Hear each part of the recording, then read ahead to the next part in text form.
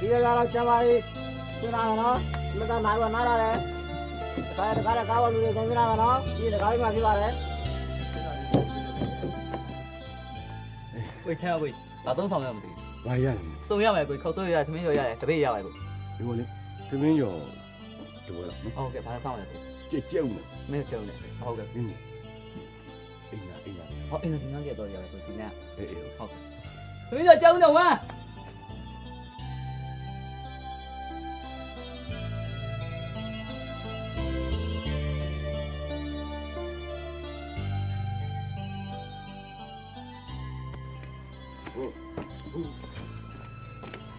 အမဘာသာမလဲ သမီးတော့ကြောက်နေတယ် ဟုတ်ကဲ့ရ မင်းတော့ကြောင်းနေတော့ပဲ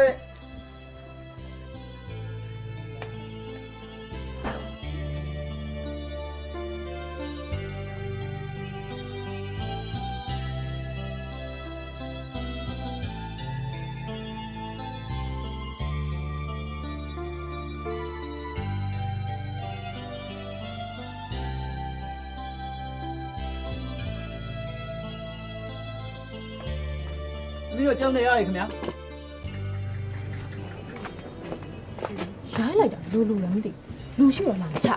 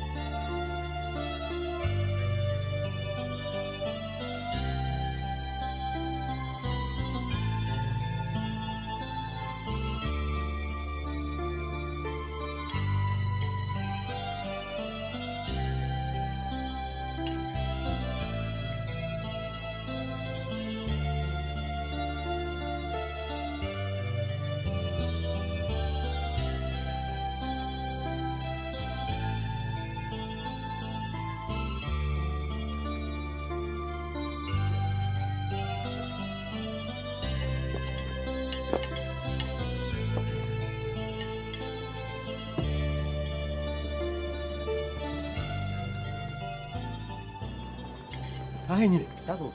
ဒုညောင်မာလာမရလေ ရပြီလေကိုကျုံတင်မချသွားတာ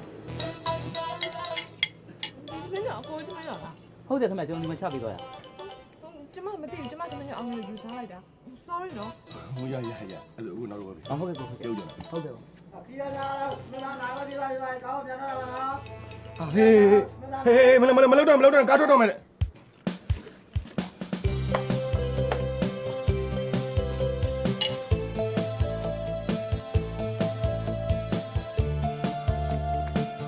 ီးရလာပြန်လာပါနော်မင်းနာကပြပါပြန်လာမယ် ဟ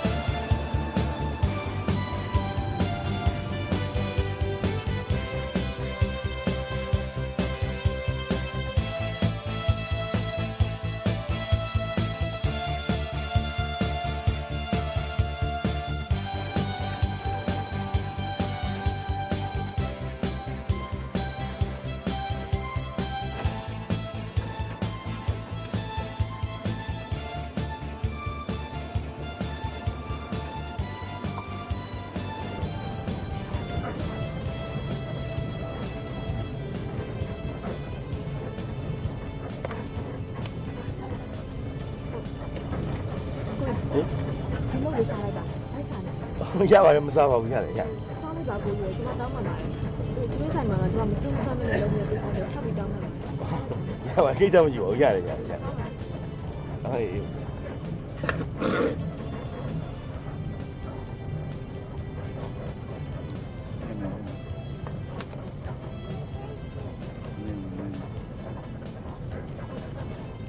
喂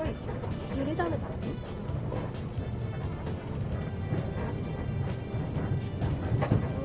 ကိုကြီးကပြေသွားလို့လေ ထမ်းတယ်ပဲ ဩ မရအောင် အဲ့ဆိုတူတူပဲပေါ့ အေးဟုတ်ခကြီးသေးသွားပြီပေါ့အေး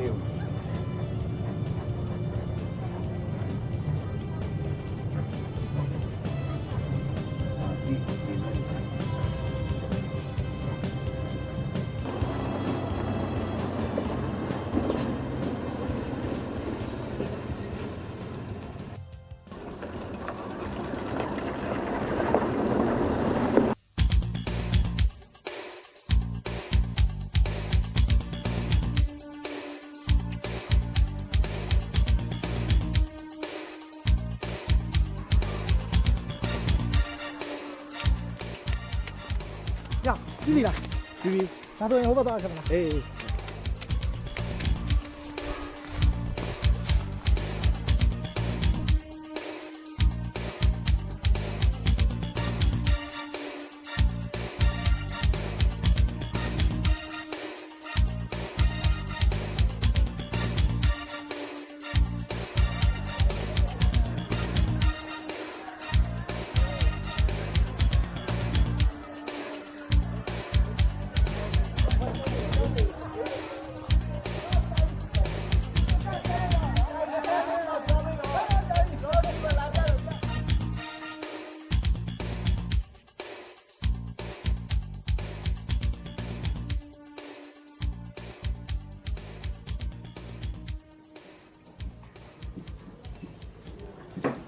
ကဲဒီမဲ့ဒီ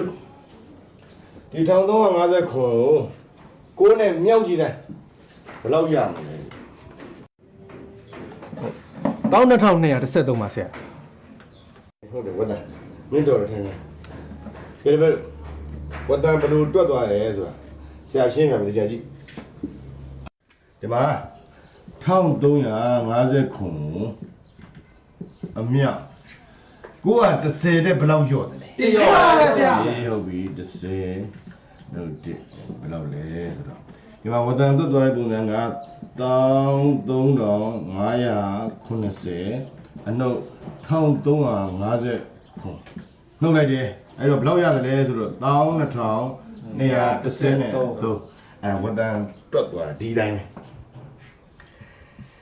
ဒီနေ့ခေတ်ဟာသိပ္ပံပညာဥဆောင်နေတယ်ဆိုပေမဲ့ဒီသိပ္ပံပညာဘယ်ဟာလာတယ်လဲဆိုတော့ဝိဇ္ဇာပညာလာတယ်ဆိုတာဆရာမင်းတို့ပြောချင်လို့ဒီပေါင်းလုံးမြောက်စားလေးကိုတွက်ခိုင်းလိုက်တာဆရာပြောပြမယ်နားထောင်သိပ္ပံဆိုတာအတ္တပညာဝိဇ္ဇာဆိုတာတို့အသိပညာနေရာတိုင်းမှာဒီရုပ်ကိုကြီးပဲဦးစားပေးလို့မရဘူးစိတ်ကပြောရရင်ပေါ့နော်စိတ်ကရုပ်တဲ့ပုံမြန်တယ်ဒါဆရာပြောတာမဟုတ်ဘူးနော်ဆရာတို့ဗုဒ္ဓမြတ်စွာဘုရားဟောခဲ့တဲ့ဖရာစကားအဲ့တော့ရုပ်တစ်ခုဟာတစ်စက္ကန့်မှာအကြိမ်ကလေးပေါင်း98,000ပြောင်းတယ်စိတ်ကတော့တစ်စက္ကန့်မှာအကြိမ်ကလေးပေါင်း3သိန်းပြောင်းတယ်ခဲ့ဖျက်ရှင်းနေပြီပဲဟမ်ရုပ်နဲ့စိတ်ဘယ်ဟာပုံများတယ်လဲဘယ်ဟာပုံများလဲအဲ့တော့တပည့်တို့ကရုပ်ကိုအခြေခံပြီးချတွေ့တာဟိုဝတ္တန်စိတ်ကိုအခြေခံပြီးတွေ့တာအဲ့တော့နေရာထဲမှာရုပ်ကိုပဲဦးစားပေးလို့မရဘူးဆိုတာဆရာပြောတာရှင်းတယ်နော်ကဲယောဂမှာပုံသေးနီးပဲဦးစားမပေးနဲ့ပုံဖော်နီးကိုလည်းတွက်နိုင်လို့ပါနော်ကဲမနေ့ကလေးပြန်စားအောင်ဘယ်ရောက်လဲမသိဘူး ဆရာစာစင်တကယ်ကောင်းတယ်နော်နားလေးကိုရှင်းသွားတာပဲ အေးဟုတ်တယ်တခါတည်းဆွဲနှက်သွားတယ်ငါနှစ်ကလေတင်ချာကြောင်းကြာတာဟာဒီနေ့တော့တေးကြပြီဆရာအတင်မြတ်ကောင်းနော် စာမအောင်နေပဲကမယ်ဟာစာသားတကယ်တက်သွားတာ တန်စင်နေတယ်တော့ရောက်တာ ငါရောက်တာ10ရက်လောက်တော့ရှိပြီဟာ ဘာလဲနင်เจ้าလာပြန်တယ် မဟုတ်ပါဘူးဟာကျူရှင်လာတတ်တာပါငါတို့ရှင်ရှင်မှလာတတ်ပါလားဆရာစာတင်အရန်ကောင်းတယ်ပြီးတော့ရုပ်လဲချော့ရဟာတက်မှာလားအေးတက်မယ်နင်တို့ရှိနေတော့အဖော်ရတာပေါ့ဟာဟိုဒါမဲ့ရုပ်ချောလို့တက်တာမဟုတ်ဘူးနော်စာတင်ကောင်းလို့တက်တာ မဲနဲ့အောင်လည်းဘယ်သူမှဘာမှမပြောပါဘူးနော် ကဲအဲ့ဆိုလို့ရှိရင်ငါသွားရမယ်နင်တို့နဲ့တွေ့ကြလို့လာခဲ့တာဟဲ့ရှင်တဲ့နေ့တော့လာတွေ့ကြမယ်နော် ဟိုတန်စင်မှာကြောင်းပြန်တက်မယ်ဆိုတော့ပျော်စရာကြီးနေမှာ အေးပေါ့ဟာတကယ်ချင်းနေဆိုတော့ပျော်စရာကြီးပေါ့ဟာဩဒါနဲ့နင်ဝတ်တန်နဲ့တွေ့မိသေးလား မတွေ့ဘူးလားဘယ်ရောက်နေမှမသိဘူးဒါပေမဲ့သူကြောင်းတော့ပြန်လာတတ်မှာ အဲ့ဆိုငါသွားရမယ်နော်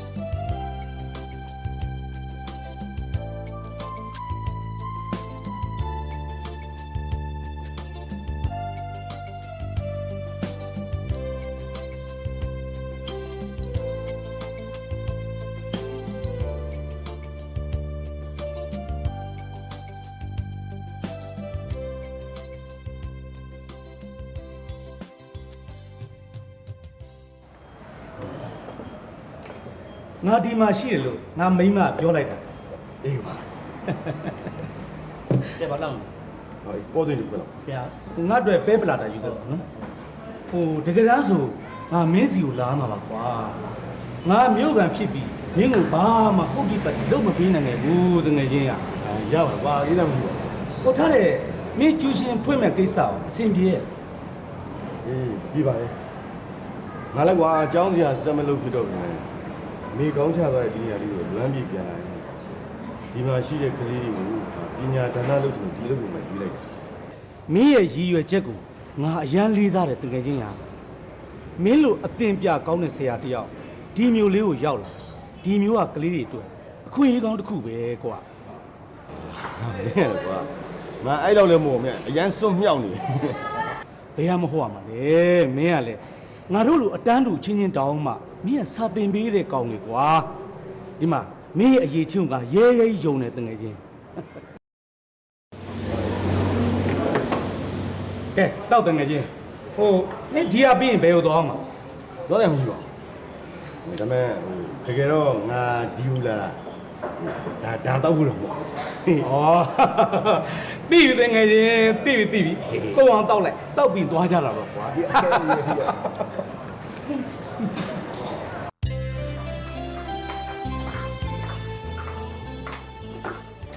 ဆရာ ဟင်ဟာနင်းနေတော့ပါလားသူ့ဟာကိစ္စလဲ ကြားချင်လို့ပါဆရာ သူတို့ သူ့ပဲဆရာ ကျမပါဆရာဟုတ်ဆရာကျမမမိလားမသိဘူး မှတ်မိပါတယ်ကျွန်တော်ဆရာကောင်းမှတ်မိပါတယ်ရုပ်တည်းဆိုတော့အံ့ဩသွားလို့ တန်စင်ကတော့ဆရာပဲဖြစ်လိုက်မယ်လို့ကြိုပြီးမျှော်လင့်မိတာပါဆရာပဲတန်စင်ကိုကောင်းမှပြောခဲ့တယ်လေကျူရှင်ဖွင့်ဖို့လာတာဆိုပြီးတော့ ဟာဟုတ်ပါတယ်ဒါနဲ့ဒါပါတငယ်ချင်းနေလား ဟုတ်ကဲ့တကယ်ချင်းနေပါဆရာရဲ့ဟိုအားလုံးနှစ်ကြီးသမားတွေရွေးဆရာရဲ့ ဟာကောင်းတယ်ဒါဆိုစူပါရေပေါ့ခုလိုစူပါရေတွေ့ရတာဂုဏ်ယူပါတယ်ဗျာ ဆရာလည်းအဲ့လိုမခနဲ့ပါနဲ့ဒီနေ့အောင်ပါပါဆရာရဲ့ ဟုတ်ပါပြီညီမကိုတန်စင်းကိုနေရာပေးလိုက်ပေါ့ဟုတ်တယ်မတန်စင်းနဲ့ ဟိုအစင်ပြတဲ့နေရာထိုင်လူရာရှိဆရာပြောဟုတ်လားဟောလူဆုံးစကားခေါ်လိုက်နော်ဘာထိုင်ရ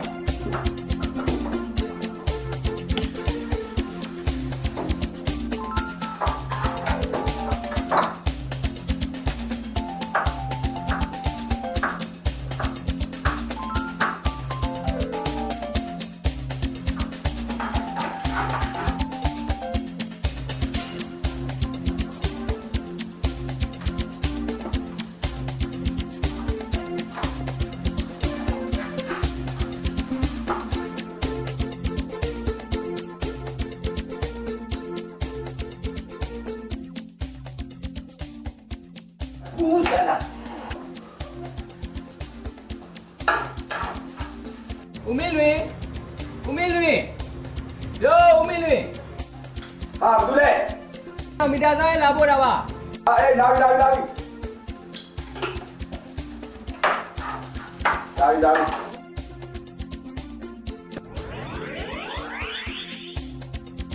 ဟောအေးဟောအဲ့ဒါကောင်းအေးကျေးဇူးကျေးဇူး မရသေးဘူးလက်မှတ်ထိုးပေးပါဦး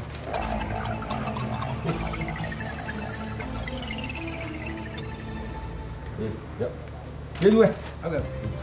ဟောအေးကတော့ကတော့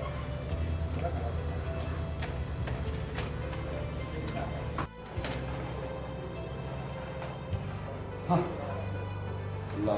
ကြာလာတင်းချာဘူး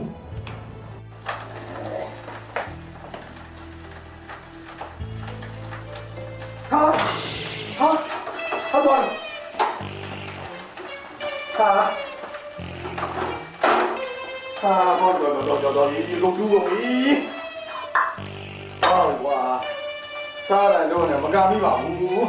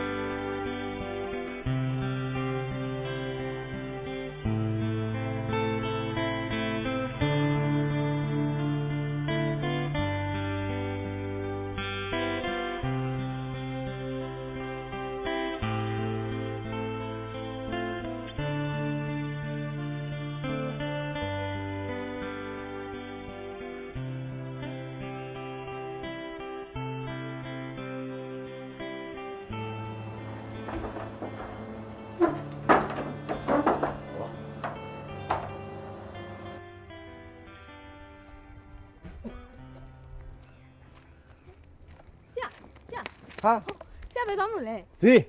ညီရအောင် တန်းစင်လဲစေးသွားဝယ်လို့ဆရာလည်းကိုယ်တိုင်ဝယ်ကိုယ်တိုင်ချက်ဖြစ်နေပြီနော်ဆရာ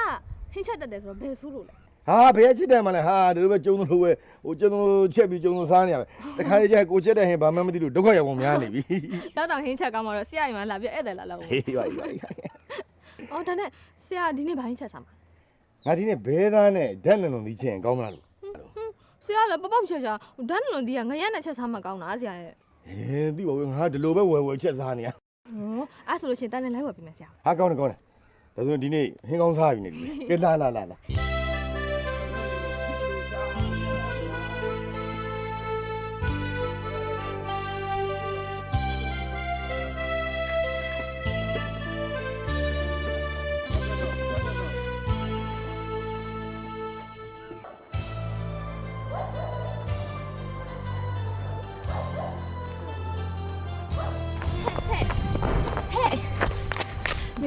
ကိုမေးစရာရှိလို့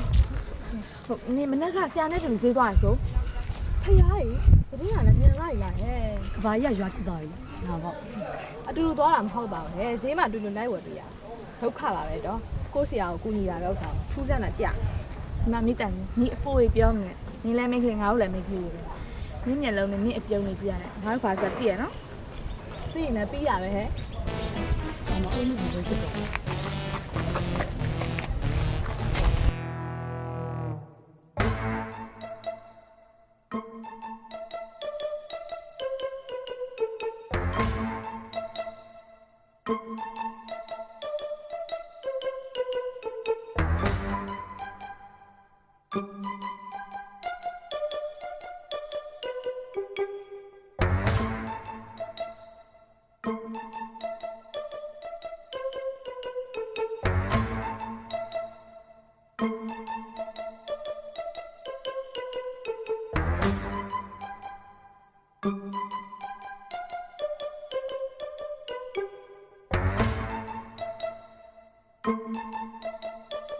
တန်းစင် ဟုတ်sorry နားမလား ရကြ ရတော်နားမလား ရပါတယ် ဟုတ်ပါရုပ်တည်းဆိုထိပါ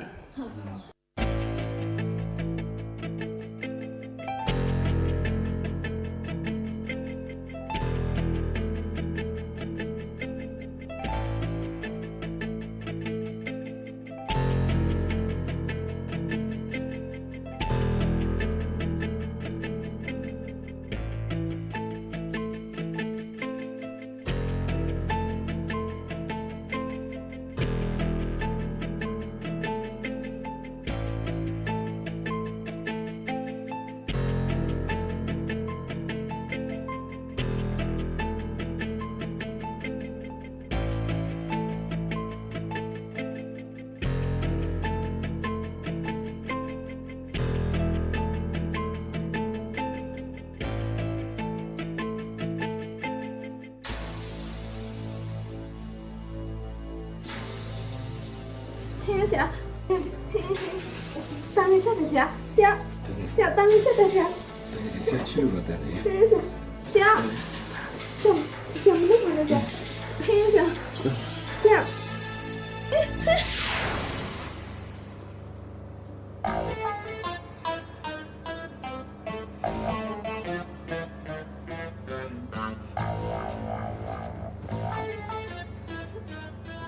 ကဲရလေဟ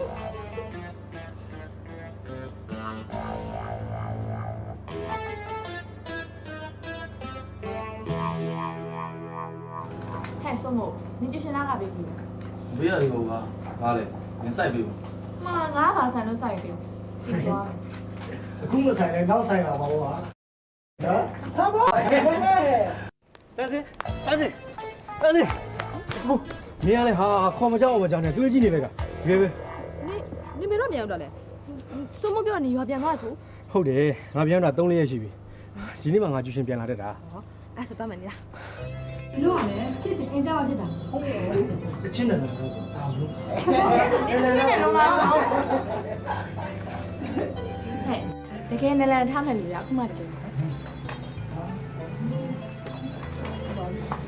ညောလည်းနောက်ကျလိုက်တယ် အေးငါ အိမ်မှာလုပ်နေရှိနေတယ် ဆရာ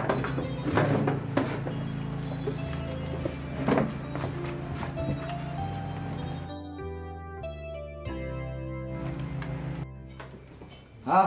ဒီလိုဆုံးနေပြီလား ဆုံးနေပါဗျာ အေးထားသည်အစားနိုင်ငံတွင်ကြိတ်ဖက်များတွဲလောင်းချထားသည်ဆိုတဲ့အဓိပ္ပာယ်ဖြစ်သွားအောင်ဒီလိုမောင်းတစ်ခုကဘယ်လောက်ရေးကြီးလဲဆိုတာအဓိကပဲအခုပြောပြမယ် S T E E L ဘာလဲ Steel ဒီလေဟာတမနီအေးတမနီNow S T E A L ဘာလဲ Steel ဘာလဲခိုးဒီကဲအဲ့တော့ A ကနေ E ပြောင်းသွားလို့အဓိပ္ပာယ်ပြောင်းသွားတယ်လို့အဲ့လို E ကနေ A ပြောင်းသွားရင်စတိကဘာဖြစ်သွားတယ်လဲတခိုးဖြစ်သွားတယ်ဆရာအေးအဲ့ဒါပဲစတိတိုင်းတန်မီမဖြစ်ဘူးเนาะနောက်ဒုက္ခမှာစကားမှာရှိတယ်ဒုက္ခဝေပတခက်နောက်ခဝေတတခက်ဒီပတ္တကဒီလိုရေပါခက်တာကိုယူလက်ခက်တာတတကဟိုခတ်ထုတ်တာဟိုချင်းနေပါခက်တယ်လို့ပေါ့ကွာเนาะပတ္တကဟိုစူးစီးတဲ့သဘောမှရှိတယ်တတကအဝေးကိုရောက်တဲ့သဘောမှရှိတယ်အဝေးကိုပို့တဲ့သဘောမှရှိတယ်เนาะအခုရှိသေးတယ်ထုတ်ဒီပတ္တထုံးနဲ့နောက်တတ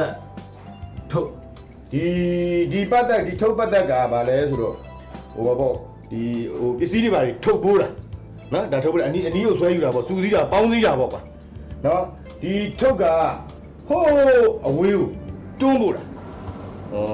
ဘာလဲဆွဲထုတ်သွားတာတို့ဒီအနီးကနေဝေးကိုဟိုဆွဲထုတ်သွားတဲ့ဘောဆောင်တာပေါ့ကွာနော်အေးနော်ကန်ပစ်တာတို့နော်ကန်ထုတ်လိုက်တာတို့ဘာလို့ပေါ့ကွာအဲ့တော့ပတ္တကစူးစီးပေါင်းစည်းတဲ့သဘောမှရှိပြီတတကအဝေးကိုထွက်သွားတဲ့သဘောမှရှိတယ်ဟုတ်ပြီလားဟုတ်ပါပြီနားလည်ပြီနော်နားလည်ပါဆရာ အခုညီလိုရင်လည်းပြောပေါ့ဟာငါတို့တငယ်ချင်းရှိရ ကျေးဇူးတင်ပါတယ် ဘလို့ပါဟာနင်ကလည်းတငယ်ချင်းချင်းနေအရေးကြီးတာ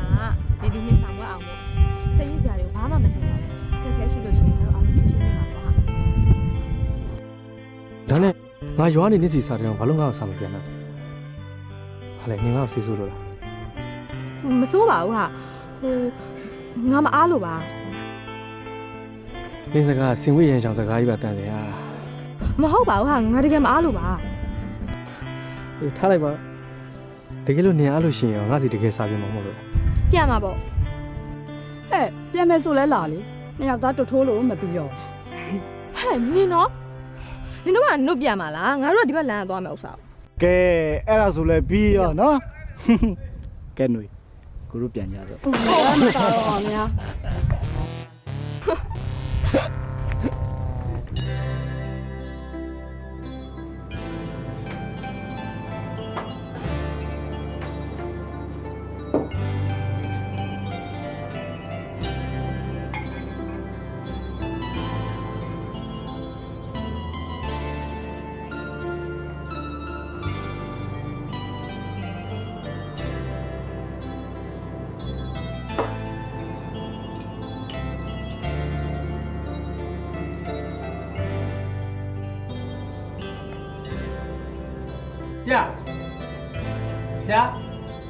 ဆရာဘယ်လိုလဲ ဟောကျွန်တော်ပါဆရာဝတ်သားမ အေးခဏလေး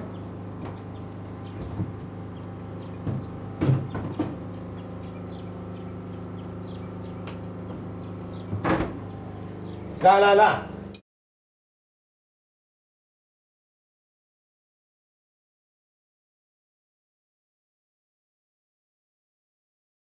အေးလာဒီနေ့ကြည့်ဦးအေးအေးလာ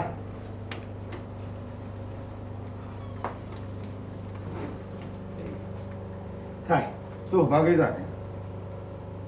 ဆရာ ဟေး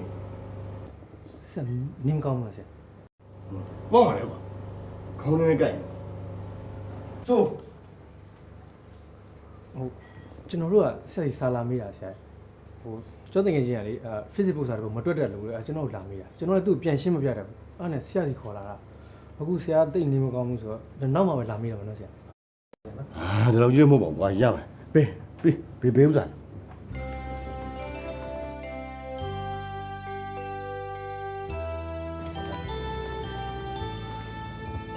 ဟုတ်တယ်တနေ့ရပဲမလို့တင်ပေးထားတယ်တန်းဆက်နဲ့ပြိုင်ဆက်လေကွာပြီးဟုတ်ကဲ့ဆောင်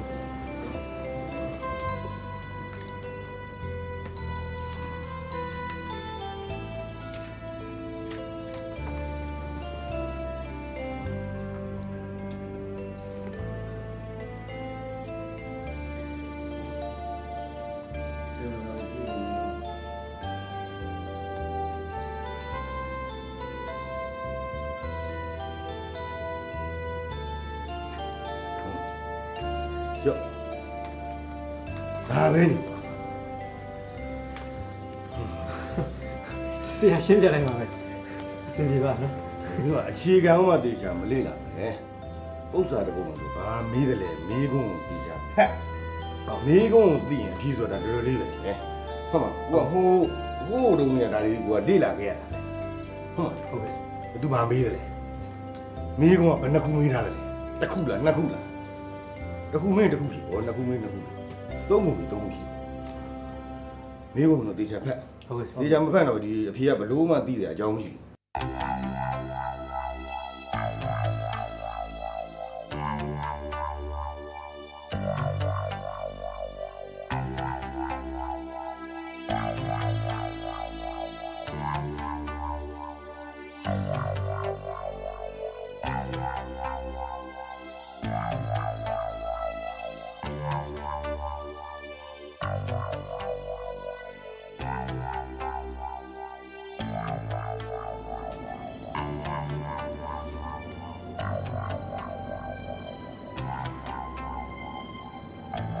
ကျောင်းကိစ္စမရှိပဲ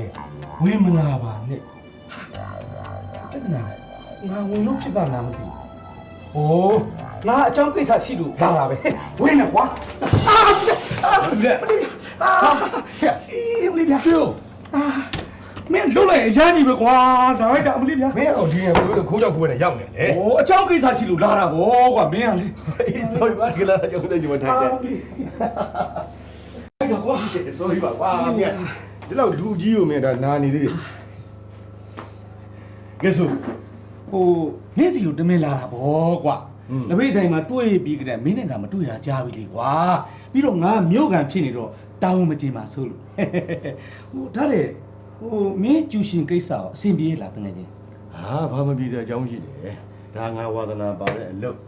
ပြီးတော့မင်းဒီအိမ်ဆိုတာဟိုတင်မောသားကောင်ငါ့ကိုအလကားနီးနီးပေးထားပြီးတော့ငါတကွေးတကားသမားအေးဆေးပဲအားလုံး ဟဲ့ရောမင်းကျူရှင်ကြောင်းရလဲကွာငုံနေပြီကွာအောက်နေဒီမှာတာသနာနာဖြစ်အောင်လှုပ်ဆန်းပါကွာဒီမှာဟဲ့ရောရန်ကုန်မှာဆိုလေမိုက်ကရိုဖုန်းကြီးတွေနဲ့ဆောင်းပေါက်ကြီးတွေနဲ့အမ်ဘရင်ဖိုင်ယာကြီးတွေဟာတကယ်အဆင်ပြေတကယ်ကြီးอ่ะ မင်းကွာငါအကြောင်းစရာကွာအစိုးရမဟုတ်တာအရေးကြီးကငါတပည့်ကြီးစာတက်ဖို့ငါတိတယ်လို့တိဖို့ငါတက်တယ်လို့တက်ဖို့အဲ့ဒါကြောင်းစရာတယောက်ရဲ့တောင်း ဟုတ်ပါပြီဆရာကြီးရေဟုတ်ပါပြီအယူအဆနဲ့ပတ်သက်လို့တော့ဆရာကြီးနဲ့မဆွေးနွေးရဲပါဘူးဗျာဟိုထားတယ်တကယ်ကြီးဟိုမင်းကိုဝန်နာတွေ့ရင်လို့တဲ့ ဒီကငါအားတဲ့တရေလောက်ကြာရင်ငါသွားလိုက်မယ်နော်ဒါပေမဲ့ easy တော့ အေးဆေးပဲပေါ့ကွာ easy တယ်တော့ငယ်မူလေးပြန်လိုက်အောင် ဟုတ်ပြီလား ဟဲ့ဝတ်တန်မင်းနဲ့တန်တင်အချိန်ကြီးကဘယ်လိုလဲ ဒီလိုပါပဲကွာမနစ်ကအတိုင်းပဲဘာမှမထူး ဘယ်ထူးမလဲကွာမင်းကဒီတိုင်းနေနေတာဟိုဒီတိုင်းဖြစ်တော့မှာပေါ့အဲ့လေကွာမင်းကဒီကကြီးတွေက formula နဲ့မေ့သွားရင်လည်းတူတယ်ဒီမှာ1 swear 2 fat 3 kiss ဘိုးကြတော့ရရကရုံပါအာမင်းကတော့ဘိုးကတော့ မရောက်ပါဆိုလို့မရောက်ပါဆိုလို့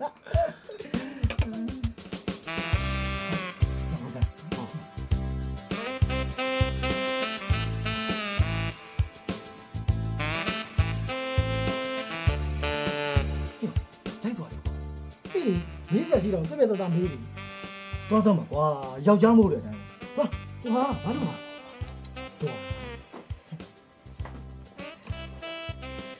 မင်းတို့တက်ကြငါတို့လေရရကယုံကသွားဆောင်ကြအောင်ကောင်းတယ်ကောင်းတယ်ကောင်းတယ်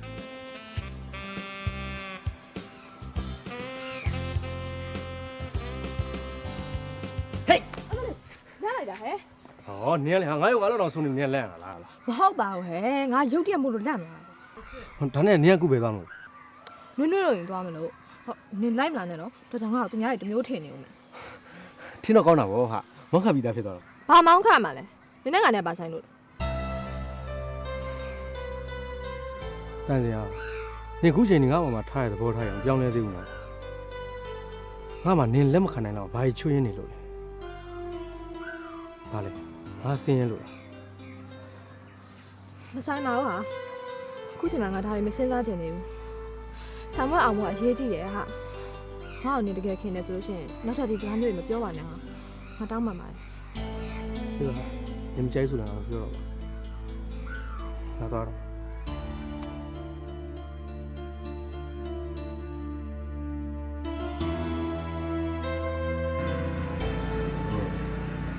တပည့်ကိုစောင်းဝဲနေပြီဆိုတော့စားရချက်တင်ကြတော့ဒီဘာမှမရှိတော့ဘူးလက်စဲကုန်ကုန်နေပြီအဲ့တော့စားတောင်းလေးတပူတော့ကြီးရအောင်နော်ဒါကောင်းနေပြီးထားရကောင်းရော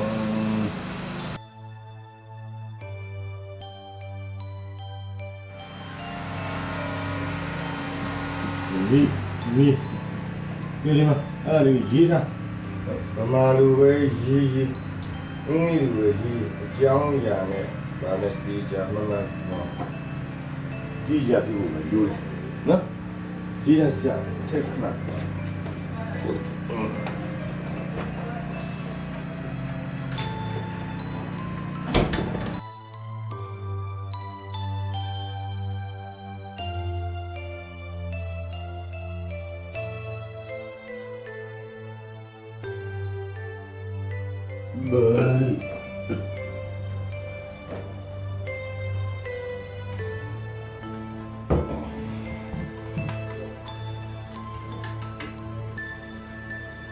ဆရာ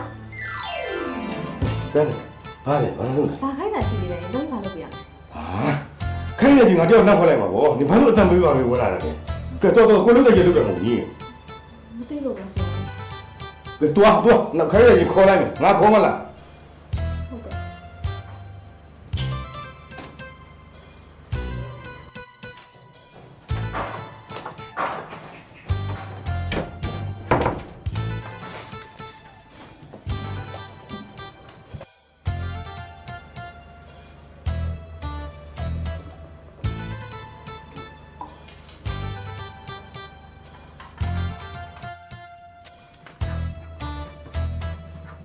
ဆရာရေးခိုင်းတာကြီးပြီဘာရှောက်လို့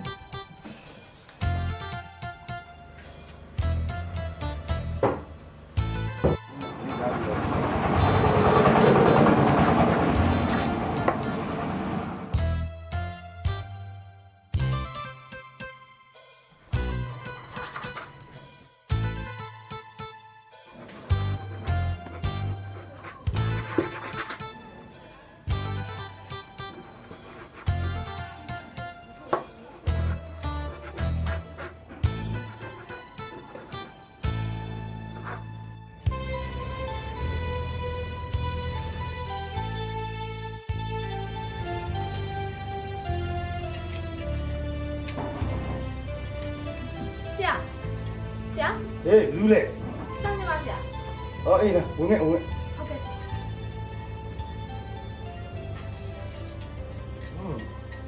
လက်ထဲမှာလည်းကြာကြီးရပါလားဘာလေးလဲ တာကျွန်တော်အိမ်မှာမွေးငါချက်လို့လေဆရာအတွက်မွေးငါလာကူတာ ဩဒုက္ခရှာလို့ဟဲ့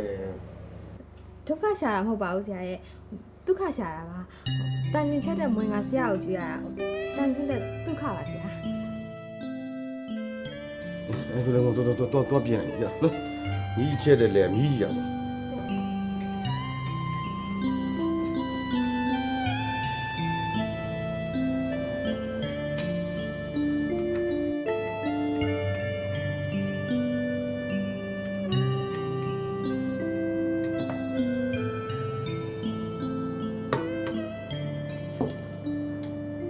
ဆရာစားလို့ရပြီဆရာ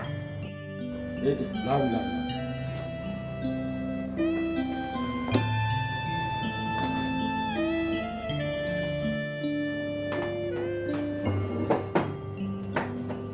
ညမစားဘူးလား ဆရာပဲစားပါ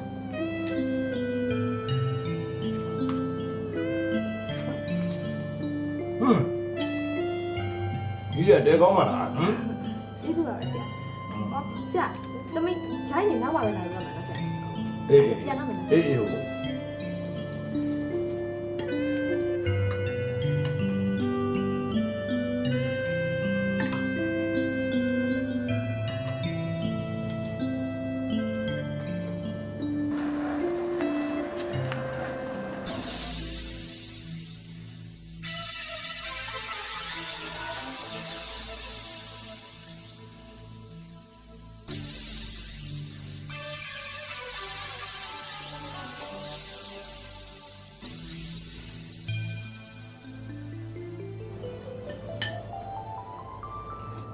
ဆရာ အေးဟာဟုတ်တယ်မင်းဘယ်ရောက်လာငါထိုင်မုံကားစားမခုနကပြီးတန်းနေလာပို့ရတယ် မစားတော့ဆရာဟိုတန်စင်နဲ့လည်းအင်းရှိမှတွေ့ပါတယ်ဆရာ အေး ကျွန်တော်ဆရာကိုလာကြတော့ ဟာပြတဲ့တင်းလည်းမကြွသေးဘူးဘယ်နဲ့ငါလာကြတော့နေ ကျွန်တော်ရွာပြန်မလို့ဆရာ ဟင် ဟုတ်ကဲ့ဆရာကျွန်တော်ရစီးပွားရေးအဆင်မပြေဘူးဆရာကျွန်တော်ရဲ့ကျောင်းစိတ်နေစိတ်စားစိတ်တွေကိုဘာတစ်ခုမှမပို့နိုင်တော့ဘူးဆရာဒါကြောင့်ကျွန်တော်ရွာပြန်ရမယ် နေဦးမင်းစံနာဘယ်လိုလဲမင်းကြောင်းဆက်တက်ချင်လားရွာပြန်နေတာ ဖြစ်နိုင်တော့ကျောင်းစစ်တက်ချင်တာပါဆရာဒါပေမဲ့ တော်အဲ့မင်းဝေစားထုတ်ဘူးလို့ယူအပေါ်တက်သွားငါအခန်းဘေးမှာအခန်းလွတ်တစ်ခုရှိတယ်မင်းအဲ့မှာနေငါနဲ့အတူနေမင်းကိစ္စကြီးအားလုံးငါတောင်းနေဟုတ်ပြီလား ဆရာတကယ်ပြောလာရင်ဆရာ ဟာဒီကိစ္စနောက်ကြမဟုတ်ဘူးပဲကွာကဲတော်တက်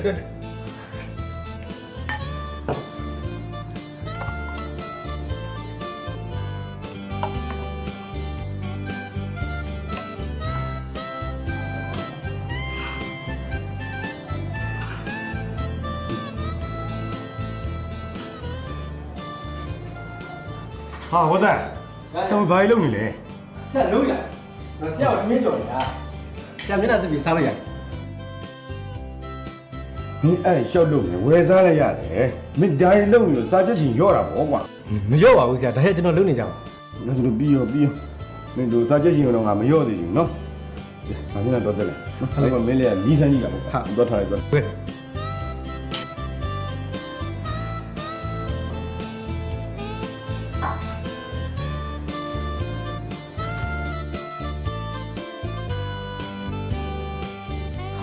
ဆရာပြရ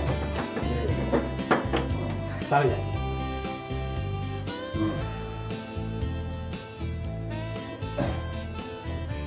မင်းရော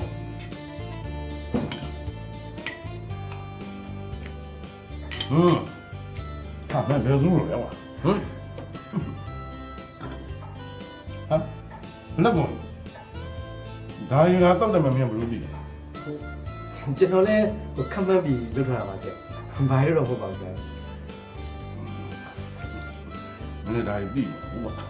ကဲကျတော့မစားဘူးလားမင်းတခါစားလေ မစားသေးဘူးဆရာဆရာပြီးပါပြန်စားတော့ပါဆရာ ဘယ်နဲ့တရားပြင်းတော့တော့ယူတော့တခါစားတော့ ဟုတ်ကဲ့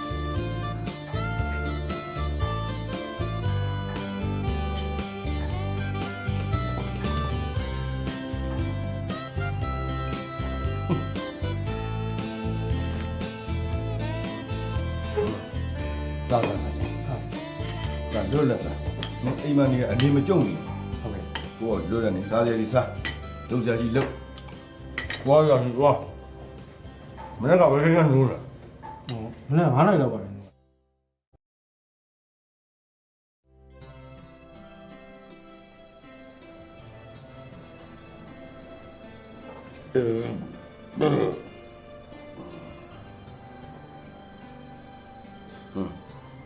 မတိရရှိဘူးမေးလို့ ဟုတ်ကဲ့ဆရာ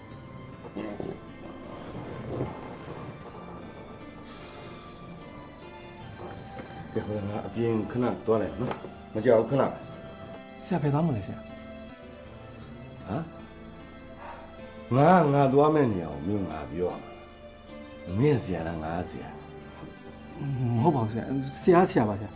အဲ့ဒါမင်းနဲ့ကွာ မဟုတ်ပါဘူးဆရာရဲ့ဟိုအပြင်မှာနေရလဲပူသေးတယ်ဆရာသွားမဲ့ကိစ္စကိုကျွန်တော်သွားပေးမယ်လေဆရာစာဖိုင်းဆောင်မယ်လေနော်ဆရာ ဝတ်တယ်ငါဘာကိစ္စနဲ့ဘယ်ကိုသွားမယ်ဆိုတာမင်းကသိလို့လား သိပါတယ်ဆရာ သွားတယ် သွားတယ်ပါဆရာ သွားတယ်နဲ့သွားကွာရုပ်သားလို့ဝါလို့ကောင်းမှာပါငွေလာခဲ့ ဟုတ်ကဲ့ဆရာ နော်မြင်လို့ဘူးမြန်တယ်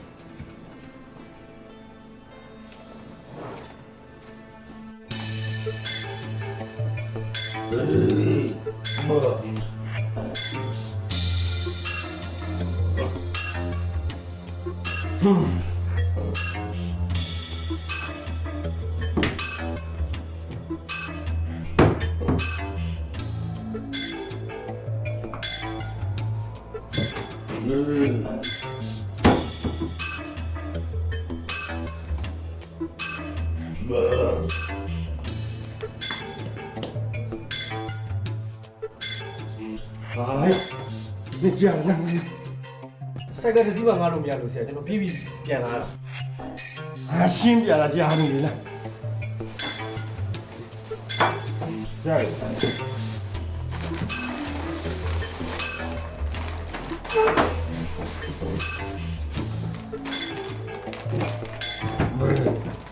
啊。没了。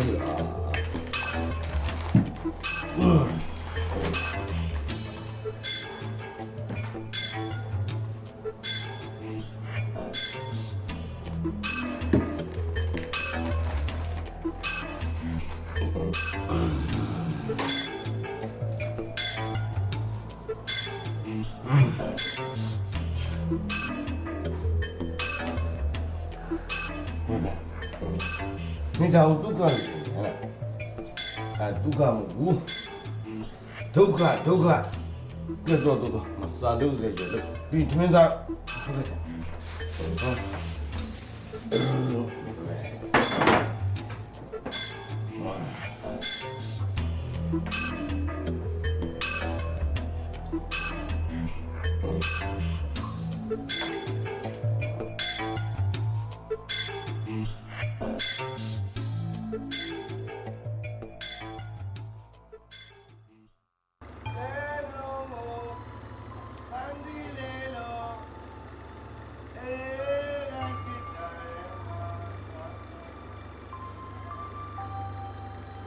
သွားတယ်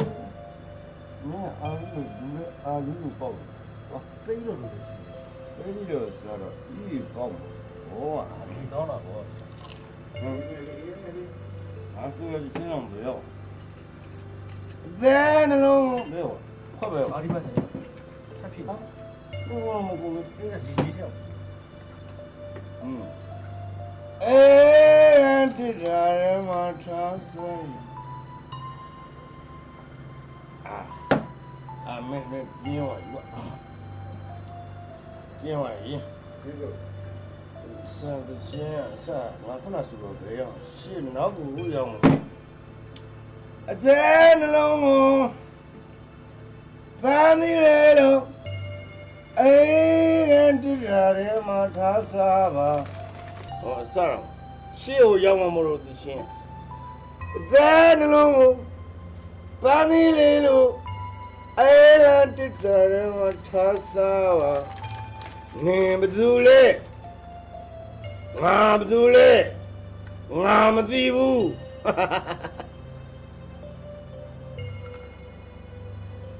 အာကြာရဲ့ကောင်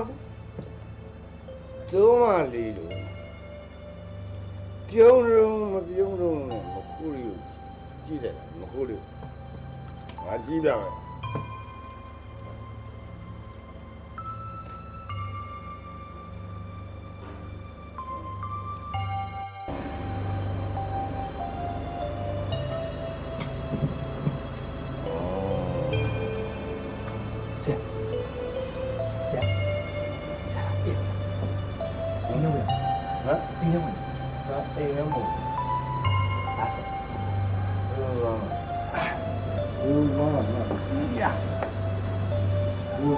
အိမ်ထဲတော့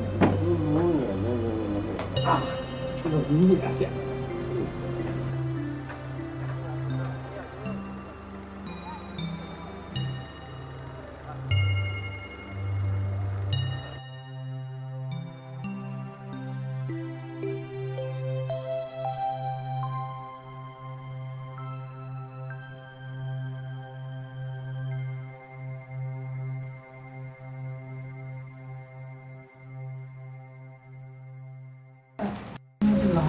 追吧，我三点过来我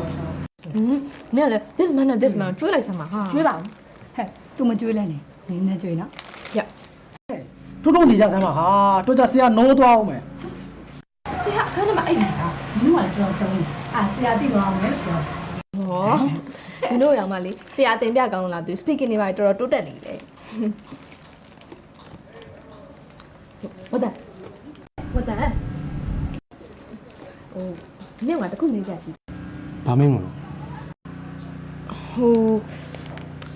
ဟိုလေဟာ နင်းလေကမင်းမမြင်မင်းမဒီမှာငါ essay ရေးနေတယ် ဟိုဆရာအခန်းထဲမှာလေမိမတက်ပုံတွေပါရရှိလားလို့ နင်းကဘာလို့မလို့ သိချင်လို့ပေါ်ဟာနင်းရတယ် ဒီတပုံတော့ရှိတယ်ဒါပေမဲ့သူ့ကောင်းအောင်မှာထားတခါလေးမှထုတ်ကြည့်ရမှာတွေ့တယ် ငါကြည့်ချင်လိုက်တာဟဲ့ဟိုနင်ငါ့ကိုယူလာပြပါ ဘေးငါဆရာလေးယူလာခဲ့ နင်တကယ်ပြောရနော် ဩမင်းကငါဘယ်တော့ညာဘူးလို့လဲ ဒါဆိုလည်းပြီးရော